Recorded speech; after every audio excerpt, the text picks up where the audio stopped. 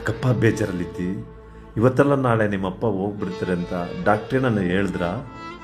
ಆ ಥರ ಏನಿಲ್ಲಪ್ಪ, ಮಲ್ಕೊಳ್ಳಿ. ಶಿವು, ಪೆನ್ನು ಪೇಪರ್ ತಗೋಬಾ. ಹಾಂ, ಹೇಳಪ್ಪ. ನಿಮ್ಮ ರವಿ ಮಾಮ 3 ಲಕ್ಷ ಕೊಡಬೇಕು, ಬರ್ಕೋ. 3 ಲಕ್ಷ? ನಮ್ಮ ಶಂಕರ 2 ಲಕ್ಷ ಕೊಡಬೇಕು. 2 ಲಕ್ಷನಾ?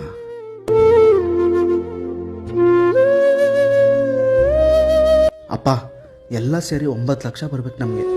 ಹೌದಪ್ಪ. ನೀನು ಯಾರ ಹತ್ರ ಸಾಲ ಮಾಡಿದ್ಯಾ? ಮೊನ್ನೆ ಹುಷಾರಿಲ್ಲ ಅಂತ ಅನಿಲ್ ಹತ್ರ 5,000 ರೂಪಾಯಿ ಇಸ್ಕೊಂಡಿದ್ದೆ. ಇನ್ನೇನು ಕೊಡಬೇಕು ಅನ್ನೋಷ್ಟರಲ್ಲಿ ಈ ಪರಿಸ್ಥಿತಿಗೆ ಬಂದ್ಬಿಟ್ಟಿದ್ದೀನಿ. ನಾನು ಸತ್ತ ಮೇಲೆ ಇನ್ಸೂರೆನ್ಸಲ್ಲಿ 25 ಲಕ್ಷ ಬರುತ್ತೆ, ನೀನು ತಗೋ. ನಿನ್ನ ಹಾಸಿಗೆ ಕೆಳಗಡೆ ಒಂದಷ್ಟು ದುಡ್ಡು ಇಟ್ಟಿದ್ದೀನಿ, ನೀನು ತಗೋ. ಅಪ್ಪ, ಇಷ್ಟೊಂದು ದುಡ್ಡಿದೆ ಅಂತ ಹೇಳಿದಿದ್ರೆ ದೊಡ್ಡ ಹಾಸ್ಪಿಟ್ಲಿಗೆ ಹೋಗ್ಬೋದಿತ್ತಲ್ಲಪ್ಪ. ನೀನು ಬದುಕಬೇಕಲ್ಲಪ್ಪ, ನೀನು ಬದುಕಬೇಕಲ್ಲಪ್ಪ.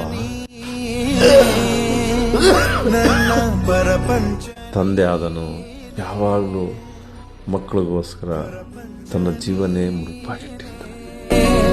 ನನ್ನ ಪರಪಂಚ ನೀನೇ.